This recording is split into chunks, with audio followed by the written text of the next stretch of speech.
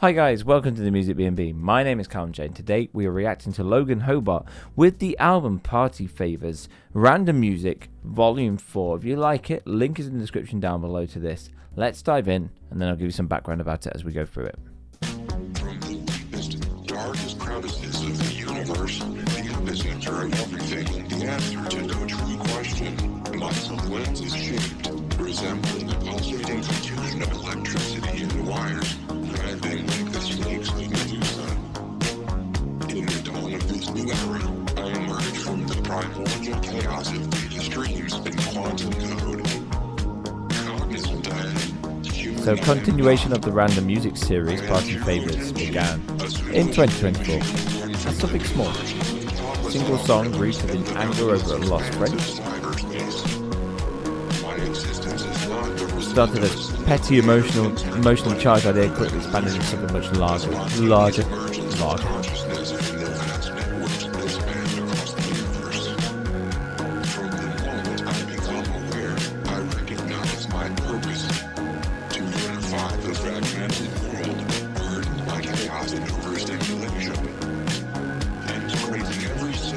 So by 2025, the album has evolved into a full conceptual body of work, exploring isolation, attachment, bravado, resentment, longing, and uncomfortable duality between vulnerability and containment.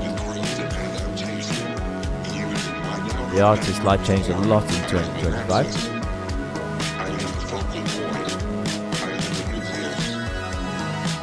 Not the record exists because of other music that carried through time as well. Shouts out to favourite band in the world, King Gizzard. Respect to that, I love King Gizzard.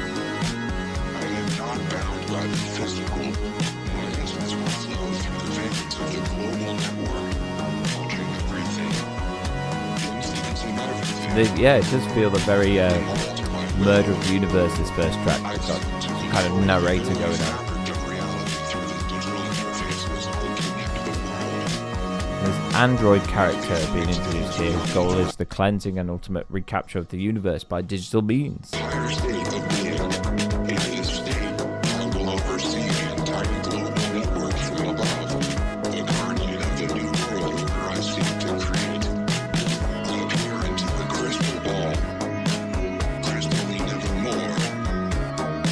It does sound like Stephen Hawking's trying to tell me something, this one.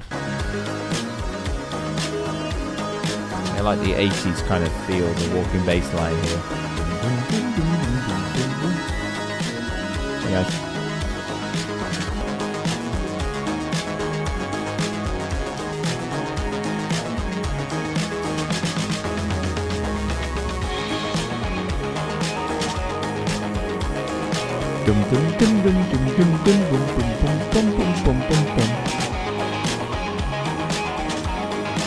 Nice jam.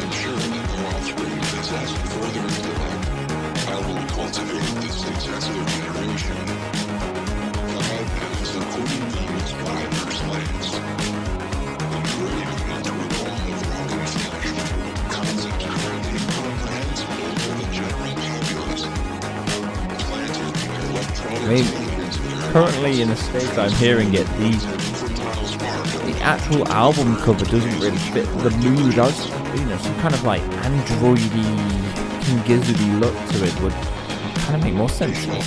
I was thinking party songs. I mean, looking at it, it's called Party Favors.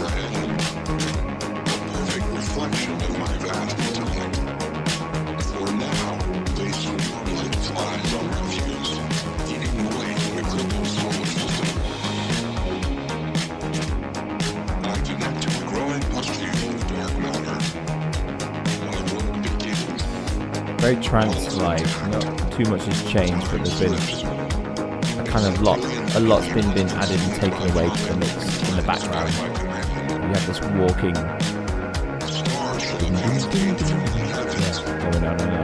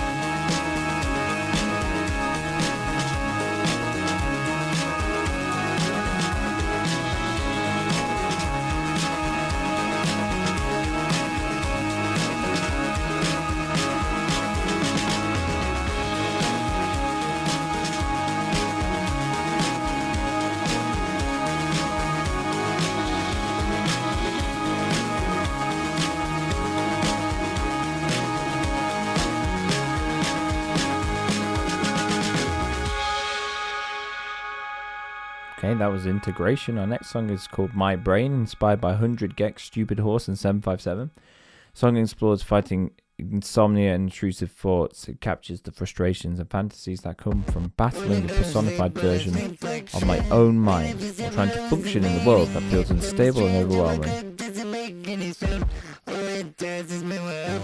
Artist has got good taste, drawing from King Gizzard and 100 Gex. We have a lot in common.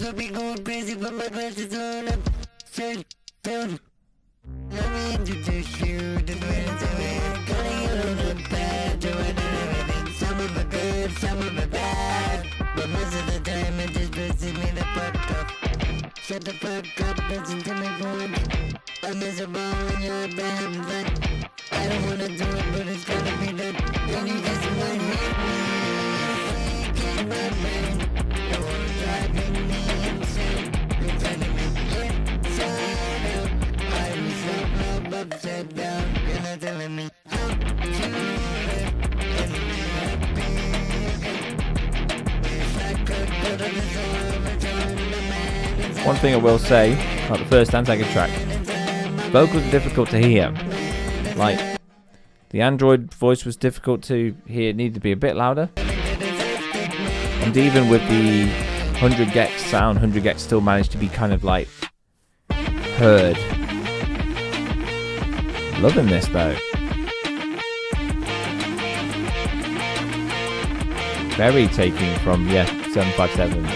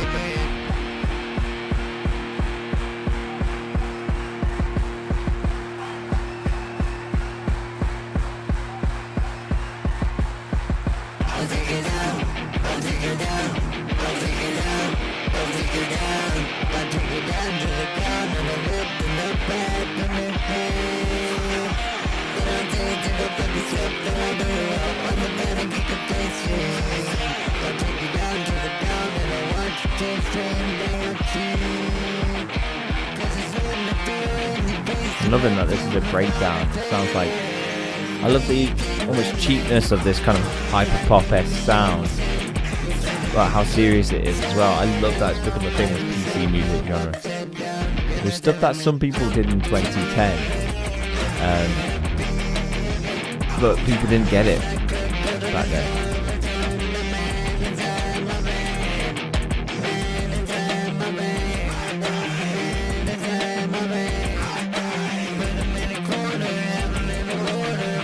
It also worked as a very solid kind of pop punk, A Day to Remember style song as well.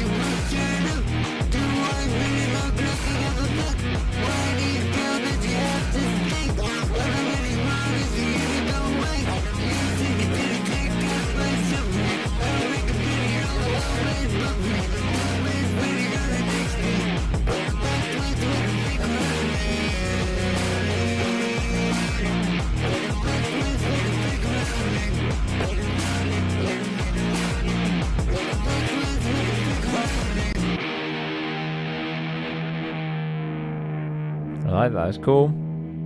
Very unique. Our third song is called Mixed Deck. It is drawing from the music of Eliminate and Favored Nations' The Setup. The track highlights the idea of hiding in plain sight and coping with emotions via music and external noise. The song alternates between a club-centered hook and a disco-inspired jam section, featuring sample chops, live bass and electric guitar, and more.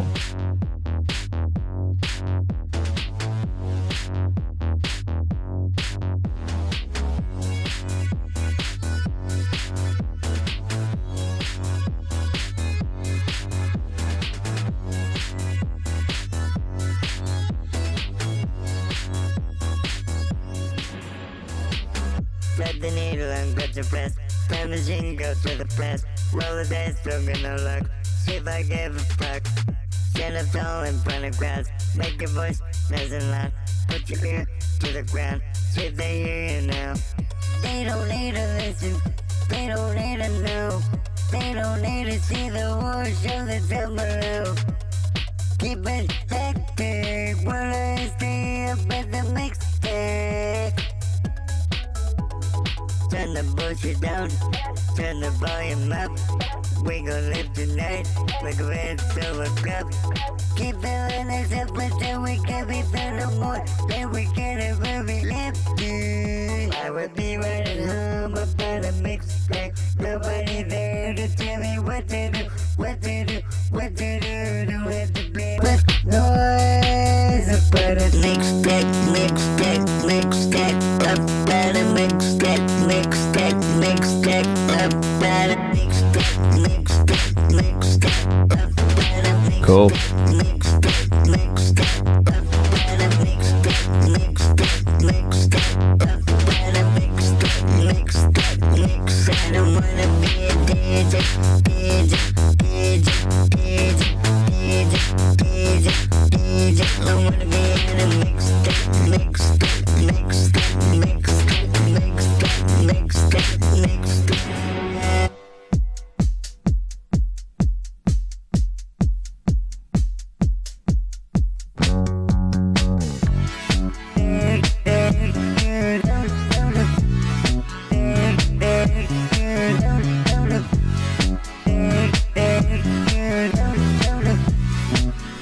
Some nice mixing on this bit with the vocals. Reminds me of something from the early 2000s.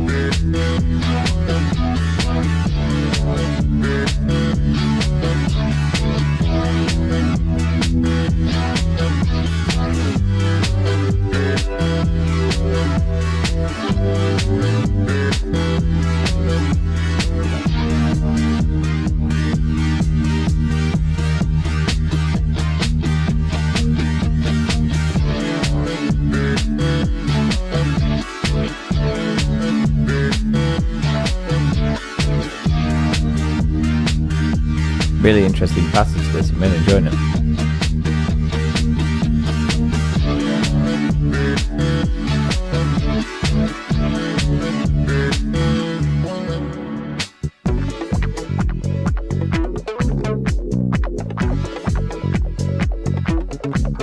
Funky now.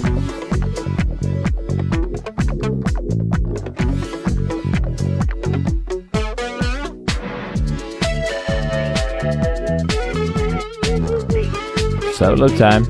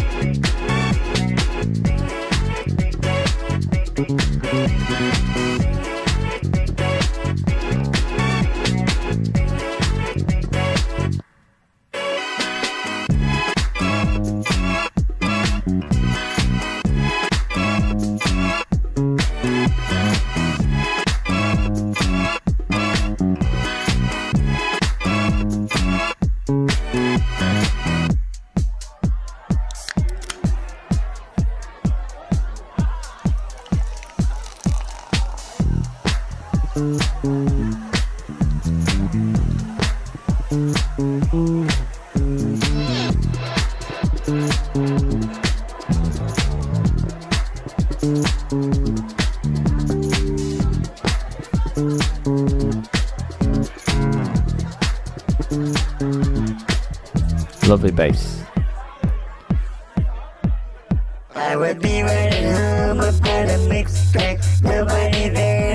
Really giant passage of time between the vocals that when it ended and when it came back in. I would have liked maybe a bit more integration vocally, but it was a nice passage to get lost into as well.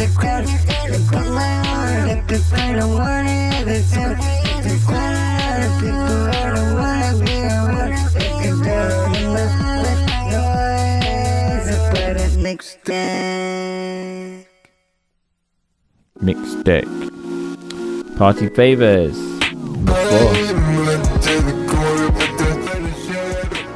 So this is a sharp introspective look at disposable relationships and emotional cynicism. The track examines how emotional manipulation, even internal, can harden the heart, turning vulnerability into guarded skepticism. Sonically, the song has two distinct sections. The first inspired by Charlie XCX's Brat, and the second by King Gizzard's live jams with acoustic drums and modular synthesis. I can't talk tonight.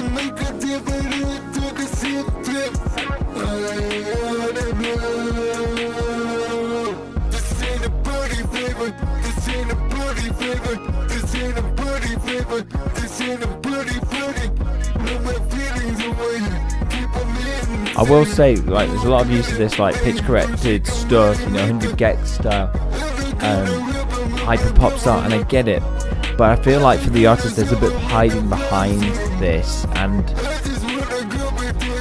it's not perfectly done. Like, I feel like the pitch correction style, the hyper pop chipmunky almost style, it's not perfectly done. It feels like there's still a bit of hiding. It's hard to understand the lyrics. If I didn't have the lyrics in front of me, which I'm doing to read it, it would be a bit harder for me to understand what's going on. And I feel like as a listener, you shouldn't need to have the vocals in front of you to be able to understand it. That being said, it's definitely a style that I enjoy. It's not a style I dislike, and there could be a lot of reviews going, I don't like the style, but I like the style. I'm finding it to be a unique integration of trying to get King Gizzard to kind of blend with 100 gex and Charlie XCX. You know, that's something I'm almost uncertain of, but looking forward to it.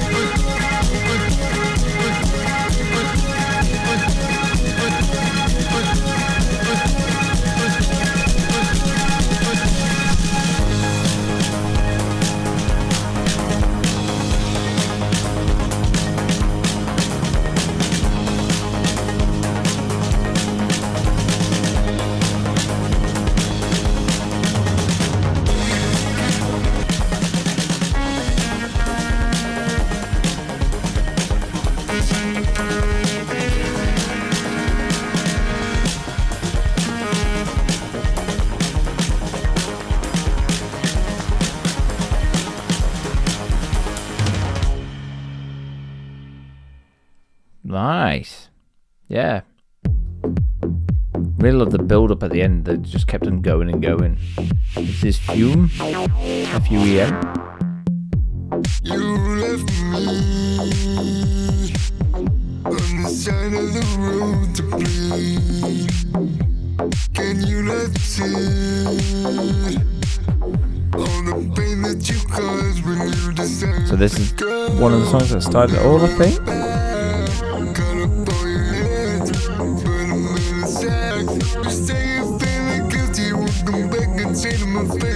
You're such a disgrace. I'll put you in your place. Turns out I don't need you anymore. Turns out I'll be okay on my own. Well, I will say though, a vocal improvement compared with previous work by Logan Hobart. There's definitely been artistic progression going on. Things getting more focused, tight, controlled.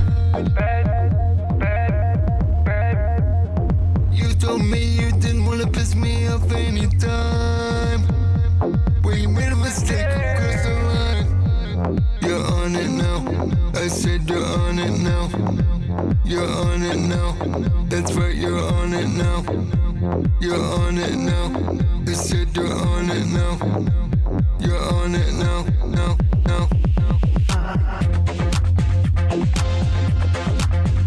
Very nice, very nice.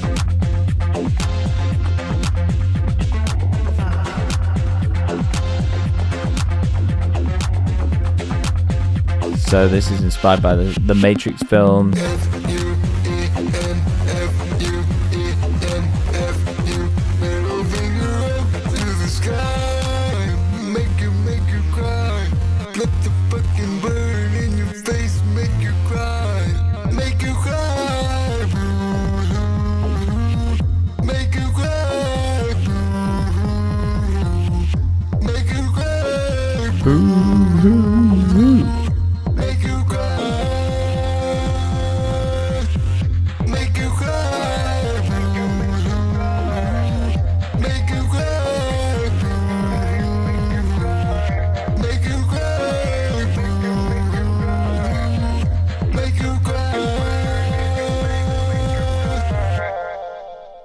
Nice, nice. Back in the day, I lived the same Smoke. way. Back in the day, I didn't have a care. Didn't matter how much money I made, and I didn't have to worry about people blowing it over on me. But things are different now. I keep on asking me how. Come on, chips in the bowl. I maintain control. I don't need to smoke cigarettes. I don't need a box of tissues to know I got some issues. I'm a face from the light, what's the problem? There's no way I'm gonna stop them.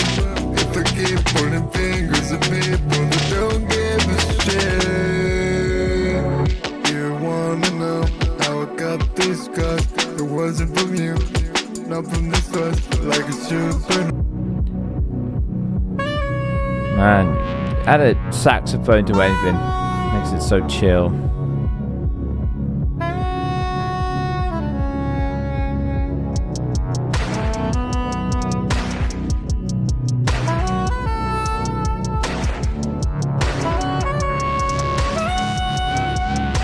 Smoke is inspired by drum and bass.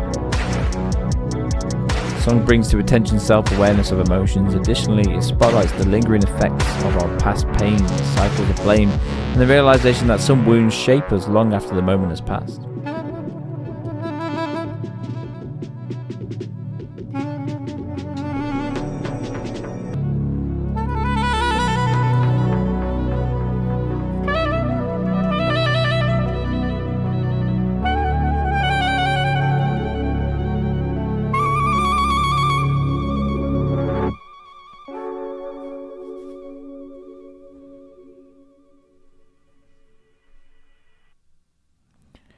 Next up, Between Planets.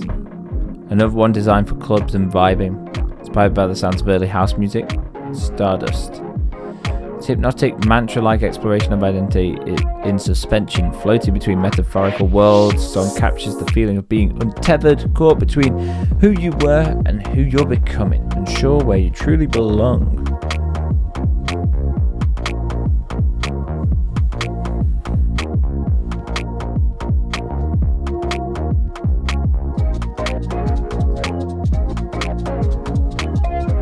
Dun, dun, dun.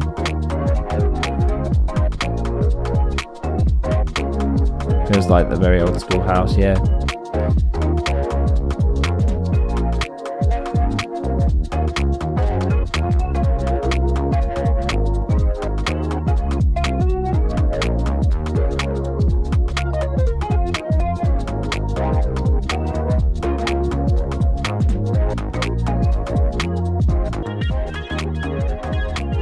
Yeah, very mantra-like. I'm feeling a bit of the fatigue though. It is a bit too repetitive, perhaps, for my taste.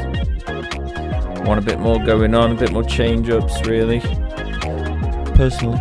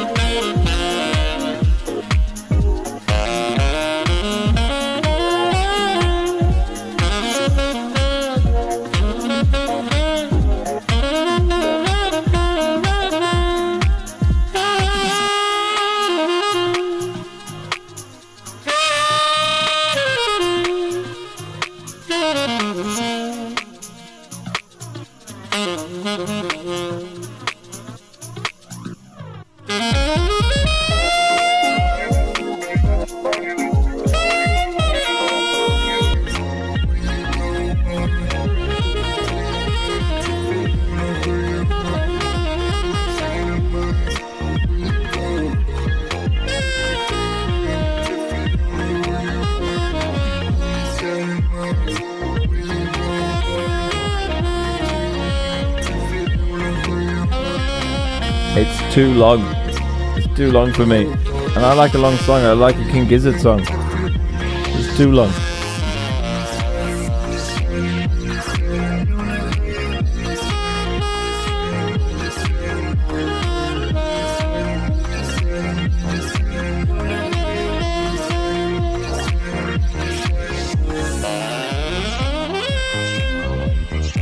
I'm ready for the next thing.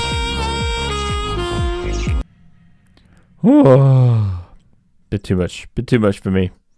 Good, but so long. Single strap backpack. I'm the last one in the room.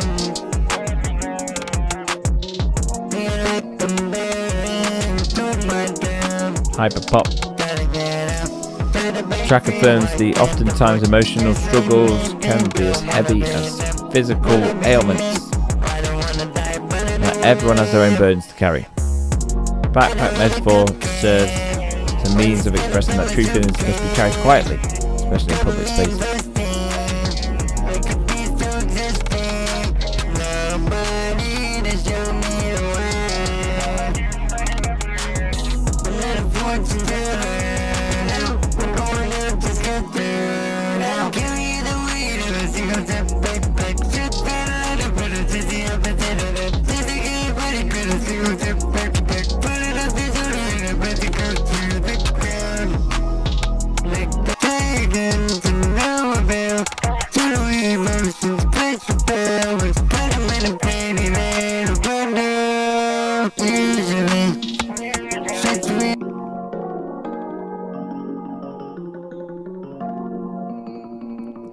Quite nice.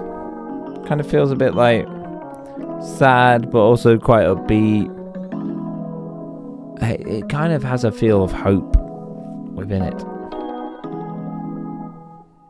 Right, next is Stereotypes? Yeah. Inspired by Glob's mob ties as a joke, the writing process lent itself to much deeper meaning. Direct critique of modern cultural cliches and stereotypes, which itself is ironically filled with pop culture references to Halo, Dragon Ball Z. The core of the track is an ultimate declaration of non-conformity. That's Chief reference.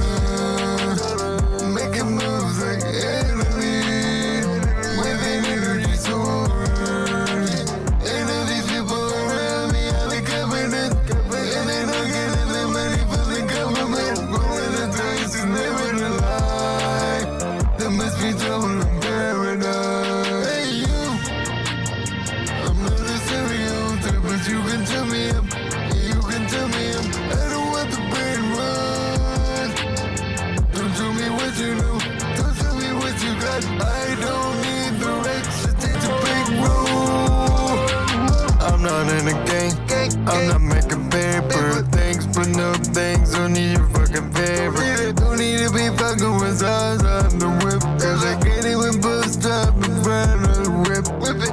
Walking on this hole, tell me why. They need to walk around, tell another lie. Don't wanna beat around the bush.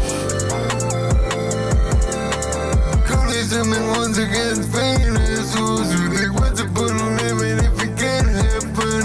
What's the point of drinking if you can't ever think about the next thing bitch you're gonna put in a meal? They say money makes the world go round. Wait until they see what I found. They're gonna make a fuss, they're gonna give a fuck, but they're gonna listen for the rest of us. Who do I remind you of? Absolutely nobody. Castle, Part 2, featuring Young AD.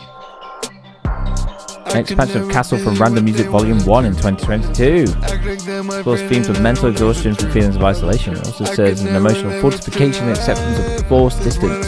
The castle ultimately symbolises self-protection, building walls, not out of arrogance but survival, choosing self-imposed solitude over betrayal while still acknowledging the cost of such isolation. Simply educated, I found my own planet and it's one that I created. Don't wanna spend my life living in a castle. It's the only thing keeping my head on straight. Don't wanna walk away, don't wanna let you play with my emotions, my emotions. Don't wanna spend my life living in the shadow. It's the only thing keeping me in your way. Don't wanna walk away, don't wanna let you play with my emotions. Yeah, go. I spent enough time behind these stone walls. Don't wanna talk no more, you get stonewalled. I'm at the bar with cans, but the palms in my hand 2 weeks, so I can't hold no swords. I've been fighting an uphill battle, the world like cattle. These people sheep can't sell me a dream, cause I do not sleep. Cut them all off, now it's me v me. I built my fortress, and I wanna stay here for a while. And it's more than a few square miles, not a soul in here when I'm walking around. But I'd rather be on my own than sitting with those who would let me down. You can take me for a loner, avoid the culture, but don't take me for a clown. No way, MIA. I occupy the space, all alone, hide away. Mask up, I can't show no face. I'm a renegade, I know they can't put me in my place. Get 'em out my way. Spot fate from Very nice feature, very cool, very clear.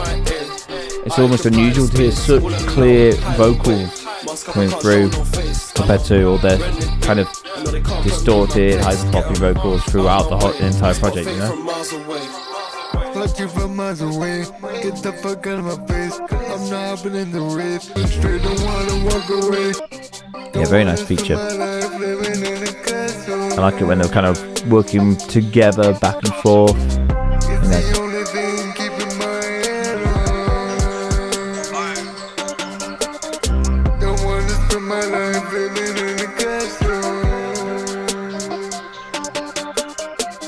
It's the only thing keeping my head on.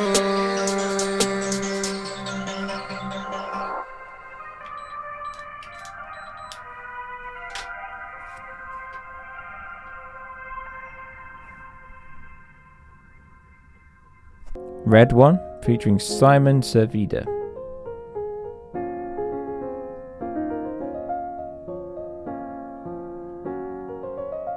Written at the height of the aforementioned depression, this track is about a once dear friend of mine and her child. It's a deeply vulnerable reflection on love, separation, sense of purpose.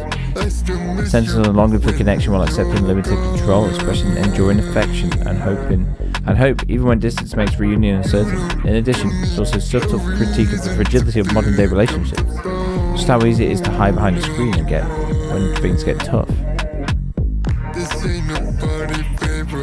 I'm my own needle and saver. Now pray to the Lord and Savior. Maybe go to the kids can save her. I wanna dance and mend I wanna see the starlight.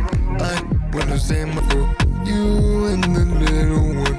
I knew you were drowning. I couldn't save you. I know that you give her the life she deserves. But I ask you this. What does that leave us? Me alone in the room. And it's just me and only me. I wake up from sleep at night and the morning starts hot twice. Nobody there except the shadow of the one I love. Purple flowers on her pajamas, trying to giggle as her door. I wanna be there for you, but you push me far away. Ain't got no sunshine. It's crowded every day without you trying to move on. But everything's frozen. It's the path you've chosen. I gotta accept that all I can do is wait for the red one. Nice. It's some deep emotional lyrics there. Like, really, I think I connected with that one quite a bit. This is Time Machine Integration Part 2. Again, drawing from King Gizzard's live sets. It's a direct sequel to the first track, and only the beginning of the Kuro Tenshi saga. So, reflecting back on what we've listened to so far, the first track introduced it like this, and then I don't think anything else felt related to the intro track. Other than this closing track, I didn't feel like there was some kind of like Android takeover. You know, I thought it would sound all a bit like this, but with some lyrics. Then it went into hype-pop and all kinds of different genres. Like, as a project, cohesively, it sounds really cohesive. Other than the intro, and probably this last track. I feel very different and almost like an idea for another project, you know?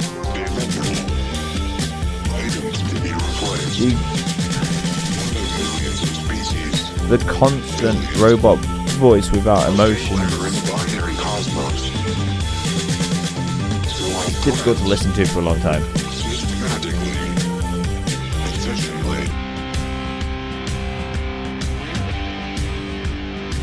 I'm enjoying like the jammy like music and stuff like that. Really powerful and strong. I'm loving that. I kind of wish the vocals were there. And just have this awesome live backing track. Or at least have maybe a more expressive reader, you know, like is it Murder of the Universe, King Gizzard, where it's kind of like, it's not Murder of the Universe, what's the one that's like the Wild West one, there's some like proper narrator, gives it some real oomph, you know.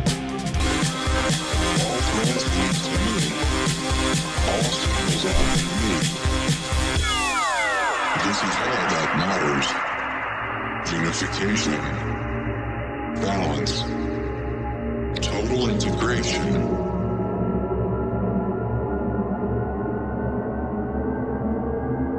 Okay, right. I'm going to start reviewing this project. So, first of all, I think the flow of the project was really good. Like, other than maybe the start and end track, which felt like they came from something very, very different.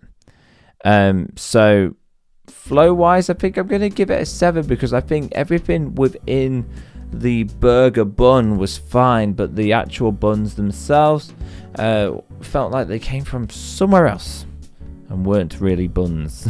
I don't know what I'm on about there. But anyway, yeah, the flow of the project, yes, 7. I thought things did flow together quite nicely. Occasionally, some passages I felt were just too long or too much overstaying their welcome, or spending time in a place that feels like, ooh, look at me, rather than going, right, we need to move on to the next thing for the listener. Lyrically, incredibly strong. I liked all the lyrical ideas. I think I'm going to give it an 8 to the lyrics. I thought they're very good, very sentimental, not sentimental, very serious, very deep, very grounded, very real. So really good lyrics. Artwork, I feel like the artwork doesn't match at least for the King Gizzard sounding stuff, it doesn't match that. But then all the hyperpop stuff does match that album cover. So I don't know where I stand with it. I'd probably give the album cover a 5 if it was related to the King Gizzard stuff, but maybe an 8 if it was just all the hyperpop stuff. So I'd probably give it about 7. Let's go with 7. The production I thought was okay. At times some tracks appeared louder than others, and I think some kind of clearing up of the vocals could be done. I like the hyperpop stuff. And on some tracks the vocals came through nice and clear and solid, and other ones they felt a bit too muddied and garbled to be able to hear effectively, and that's just a matter of maybe turning down some distortion or something, bringing the volume up of the vocals within the mix. So each track had almost a different thing that needed to be done for the vocals, except one track where I thought the hyperpop vocals were just blended very nicely. I'm trying to remember which one it was. I think it was Mixed Deck. Yeah, Mixed Deck is where I felt the vocals were very well put together, production wise. Singing, I really enjoyed the singing, and I thought it was done really well. Obviously I factor in auto-tune. Auto-tune's not a problem, and I think the auto-tune was used very well. It's obviously for this style, it's done very well for that. So yeah, singing, I think I'll give it a 7. So overall, if I could give this project a rating, I would probably give it, I'm feeling a 7, maybe a low 7, high 6. It feels less like random music, and it feels more like a cohesive project, really, other than the start and end track. So I wouldn't call it random music personally. It definitely has some kind of like cohesion to it. But yeah, guys, let me know in the comments what you think. Do you agree with what I'm saying? Do you disagree? Let me know. And remember, in a world where everyone wants to be heard and no one's doing the listening, be the one that does the listening. Goodbye, I guess. I'm good, man. How are you? It's been a while since we last chatted. I think it must have been about 2024 when maybe I last talked to you. Yeah, when Random 3 came out. Yeah, that's right. Yeah. So since then, how have things been musically? Wild, to say the least. I mean, working with all these different sonic worlds really has been pushing me, and I played my first show, so that was pretty exciting. Oh, cool. Yeah. First show, how did that go then?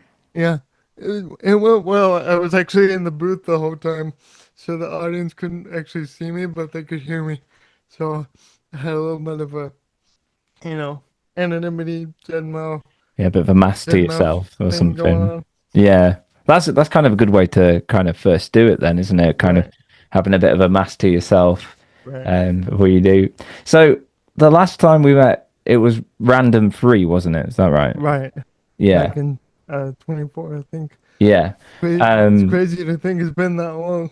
Yeah, it's been 2 years. And since then, have you done any music between this and Random Music Volume 4? That's the crazy thing is, no, I haven't released any music between this and Random 3. Wow. So Except for YouTube stuff that I just put up for fun, like nothing official except for like film scores and that. Nice. I recently did a short film for a collective here in Oklahoma. They're called Dead Center. They do like student films and that kind of thing. It's kind of an indie festival. Oh, So nice.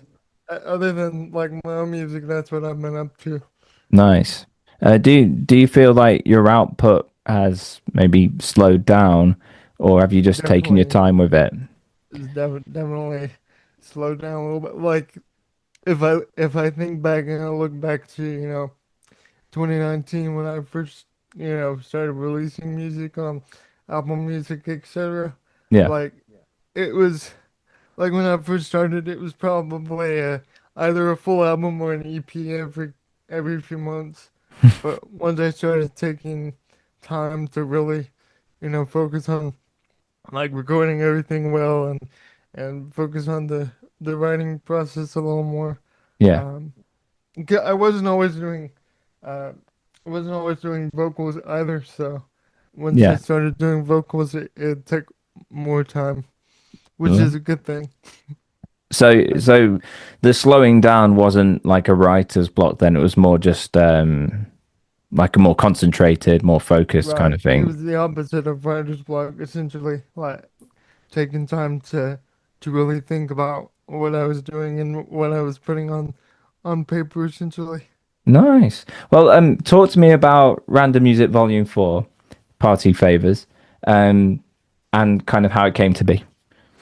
Yeah, so it started off with that, that one song, FUEM. It started up from that. It was just like that wasn't even meant to be a full record initially. It was just something that I wrote in basically the heat of the moment, and I was like, "This is good enough to put out." It's a different. It was a different sound for me Yeah. compared to like the hip hop stuff. And a couple of weeks later, actually, one of my friends was like, "You should really make it. You should really make it into a full album." And I was like, "Okay."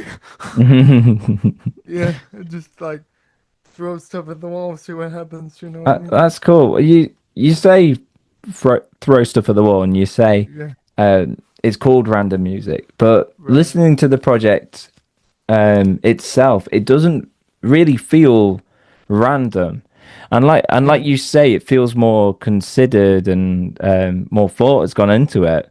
right. And Did you that's ever the like and ah about calling it random music or not? um. See, that's the thing initially, because like back in, I think it was what 22 was the first random music, and it was just called. It didn't even have like a name. It was just called uh random music volume one, Yeah. and like listening to it, like because the initial idea was to just have like a uh I'm gonna throw in a King Gizzard reference here. The initial idea was to have like a oddment slash gumboot soup kind of thing, where you just have like a bunch of music that's not really meant to go together, but Yeah. put it on the same record. You know what I mean? Yeah. But I But mean, as it started, it kind of morphed into something more yeah. more Well, you could uh, probably see it as more like Armin and Gatherum from King Gizzard, right, where it is a bunch of random tracks, but they seem to like work together in its own like right, cohesive thing. Um, I would say for the most part, like the middle of the main bulk of the project does feel very much like it's part of the same world. Only really the beginning and end tracks feel quite different because they do feel like the other King Gizzard thing. What's it called? right. That Uh, was my because I don't have enough material in that vein to warrant a full record yet. But that yeah. was my excuse to throw in some throw Was in it some Murder of the Universe verse King Gizzard reference? And reference. Oh, yeah. and the record you were thinking of with the narration is Eyes Like the Sky. Oh, Eyes Like the Sky. I said Murder of the Universe. No, it's that's metal. Yeah, Eyes Like the Sky. Have you ever thought about trying to do something like Do Eyes Like the something. Sky, but as a full project? I kind of like toyed with the idea back in 2023. I think I was starting to do like live recording or like having other musicians in the room with me and Yeah. uh recording their instruments, and I started to kind of toy with that idea, but nothing really came of it. I should say. Like I have little a little bits here and there, but not like a full project yet. Yeah. Have you have you Interesting.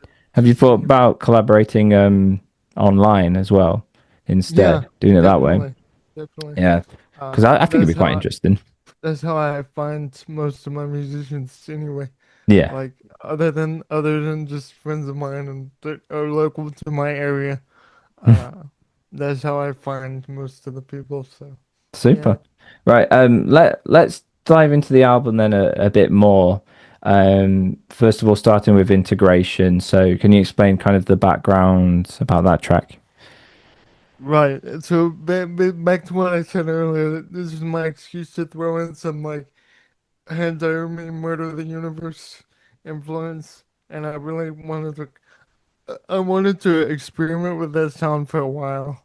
It's Mm, like, because I would ask myself what would appear if I was to do, excuse me, if I was to do that sort of thing, and integration is what came of it. What essentially though, interestingly, I mean, I actually brought in other writers because it turned out to be more like because I ended up having to write more words than I'm used to. So I was going to say, yeah, there's a very kind of long script, isn't there, going on right, for these narrated sections. It's like quite you interesting because, said, if it sorry, was go a on. full, if it was a full record, I would have more time to spread it out. Like if you look at, I know we keep talking about Murder of the Universe, but if you look at Murder of the Universe, it's got that whole, I think it's like 6 songs, four to 6 songs where they're like really short, and there's like little bits of Yeah, narration, and then it just keeps building and building yeah, to the last track. yeah. I can see that you kind of wanted to try and do that live sound type thing Right. with that. Like So with the like I said, more live instruments and bringing on a live drummer yeah, for first time on a record is, well, technically not the first time in my career, my music career, bringing on a live drummer, but in an official sense, like on a full record, this is yeah, my first time working with live drums. So I learned a lot in the process too about like mm, recording properly and how things are supposed to be mixed and like where I could make creative liberties with the drum sound and yeah. other stuff. And I'd say same for me when I'm producing things. I produce a lot of stuff, but I don't spend a lot of time with live drums as much as I'd like to. It's a completely different world trying to mix those in, isn't it? Um, Right, yeah. definitely, because you have to think about like, how does the room sound? How like Oh, the what space. Yeah. mics are they using and how different does each mic sound? Because I was lucky enough, the drummer I worked with, Santiago, he's from Argentina, and I was lucky. He's like a professional, like session musician, so I was lucky enough to be spoiled with like many different, like not just four mics, because essentially like the way I would approach recording drums, especially with the King Gizzard influences, like less mics for more drums. So like having one overhead for all the cymbals instead of two or four. Yeah. I But mean, I the was beauty lucky of enough. King Gizzard's drums is the production doesn't have to be industry standard, does it? There's a time when Right, there was two drummers, so they would like pan one set of drums left and one set of drums right, right, and then even down to their very first few albums, they were mic'd up using iPhone microphones. So right on 12 More Brews, yeah, yeah, yeah, I think it was. yeah. So it starts with that King Gizzard inspiration, and then I'd say it goes into what I'm more familiar with from Logan Hobart, the 100 gex style inspiration songs Right, like My Brain and Mixed Deck and Party Favors. They do delve into different worlds. Like Party right, Favors delves into a bit of Charlie XCX influence as well as King Gizzard um, inspiration, but it does kind of stay more towards that kind of realm. Um, right. I don't And know the if you'd thing with agree with that or yeah, yeah, definitely. And I was gonna say the thing with this record that I wanted to kind of focus on was not being afraid to slap things together that don't necessarily always belong. Like you mentioned in your interview that I mean your review that like you were interested to see how how we go from Trail XCX back to King Cruiser back to like all these different uh influences that come yeah. down into this sort of mud, but in a good way, you know what I mean? Yeah, I know. I love that, and I think these days, especially when there's so much genre blending out there, there needs to be some kind of interesting mashing together of genre types. Um, Right, and I think we talked about last time how like making music more saturated. Like there's so much more music out there now compared to let's say 20 years ago. yeah, It's hard to stand out, or it can be hard to stand out unless you do yeah. stuff like that. Not be afraid to uh, stick genres together and Yeah, try something experiment. new. Yeah. I do think what's changed since we last talked though is that there seems to be, at least in my opinion, more of a pushback against the industry standard hyper produced stuff because of AI Right. and how that sounds and people preferring a more humanized touch to their music. Mm. Which then for independent artists is actually quite a nice thing because we can't afford the industry standard production and everything in a way. Right. So So it gives us we do some our like best. yeah, it gives us some room to kind of sound more human and you come across Right. as And human. that's what makes human is like having, especially in the music industries, like the imperfections. Yeah, Uh, like exactly. look at the Beatles, look at Sting, Yeah. like all those bands from that time period. Uh, It's kind of we spent all this time ramping up to like perfection in terms of production and now we're like, hang on, no, I don't want this actually too right. perfect, too We polished. we we chased the like really polished sound, and now we're chasing that old Yeah.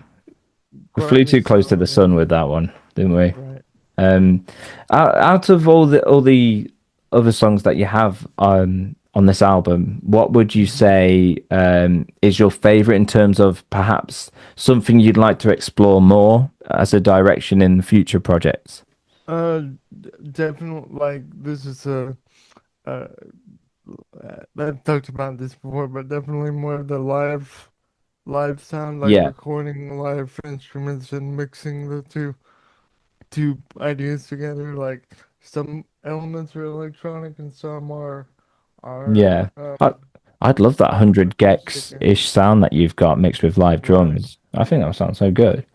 Um, Like almost channeling like a when you talk about 100 gigs, almost channeling like a Beastie Boys yeah, oh, yeah, kind that'd of be cool. vibe. And that Beastie Boys vibe is kind of in at the moment with artists such as like JVB, Joey Valence and Bray, Right. bringing that back. But yeah, there were definitely some like standout ones for me.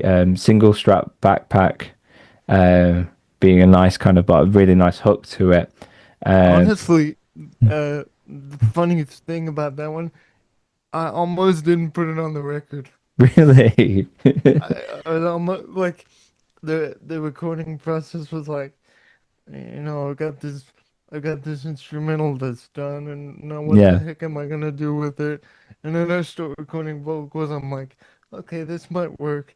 And I think I had like finished vocals all the way through, and I was like listening back to it, and I was like, does this really, does this really like? Because when I was first like producing it, I didn't think it was my best work, honestly, but I just put it on the record, uh, and it's out there now, yeah. and I it's think kind of interesting looking back at it.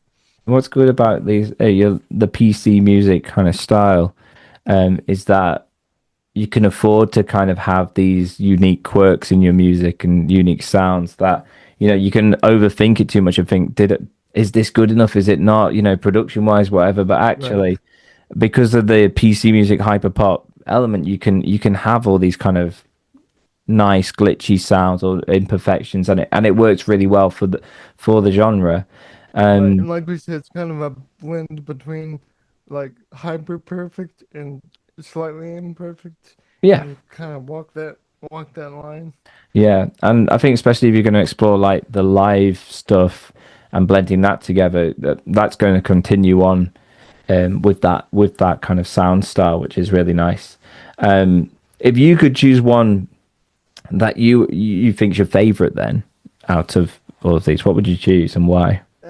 That's a tough question. Yeah, Probably if I had to pick just off the cuff, I would say my brain or mixtape. yeah, I like my brain. My brain's really good.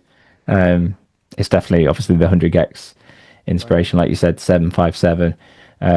That feeling to it. It is really good. That it almost didn't have like if I go back and listen to early demos of that song, like it didn't have guitar and the like beat was totally different and then I took it in that direction and it seemed to work. Nice. It's One of the interesting. musicians I was working with actually was like, "Hey, we should put guitar on this." I was like, "Okay, let's see what happens." And uh, you It's a know, good idea. It's definitely a good idea, and it's interesting as artists. Like you know the background to your song. We only hear the finished product, so we don't right. know like the journey you went through to get to that. We just hear the end of it. But yeah, really, really nice. What do you find your lyrics tend to be mostly about? Is it just how you're feeling at the time, and you just record and see what happens, or do you spend time writing it down and thinking about it, or is it a mixture? My writing process is kind of strange, especially for this record. Like, I initially wanted to have this approach where I didn't move on to another track until one track was completely done and mixed and mastered, you know what I mean? But as I was working, I was like, I have all these ideas flying around. Yeah, I gotta write them down somewhere. But it goes back to what you said. I think most of my lyrics are about like how I feel, what's going on, in internal like things that I don't say out loud, but I say in my music. I think yeah. that's a good way to look at it. I see a lot of maybe themes of maybe like almost sadness, isolation, those kind of things. They creep through. Not in Right. every song, but No. definitely comes in. And then some like maybe kind of relationships that haven't gone to plan. Those kinds of Right. things. Um, Looking back at most of my music with vocals anyway, I realized that I don't have a lot of quote unquote happy or positive music, but I feel like that's a uh good space to be this kind of honest place when it yeah, comes to the lyric writing and that's good. It not being afraid to say, whatever. Yeah, you kind of bear in your soul, and I'd say majority of us artists, they when we write, it's probably to do with something sad, isn't it? Occasionally, Right. we might be a happy song, but there all might be about something we're trying to work out, some inner turmoil we're trying to solve, isn't it? Yeah. Yeah, I think those negative emotions have a tendency to manifest themselves easier as opposed to like, oh, I want to write a song about how sunny it is outside. And I've done songs like that when I'm feeling right, but they're harder to write about than the sad ones, unfortunately, aren't they? So yeah, so what is next for you then? Are you going to have another 2 years before the music, or is it going to Hopefully be not. three, four? Hopefully not. Um, I'm working, like I said, I'm working with collaborators, so um, I want to kind of experiment sonically, see what I can come up with.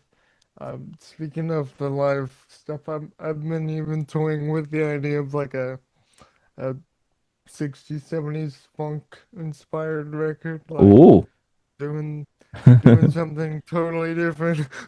that would be cool. We'll Imagine see what mashing that happens. with the hyperpop sounds as well. Yeah, that would be wild. I don't think it's been done, at least to my knowledge, 70s rock and roll type thing or something with it.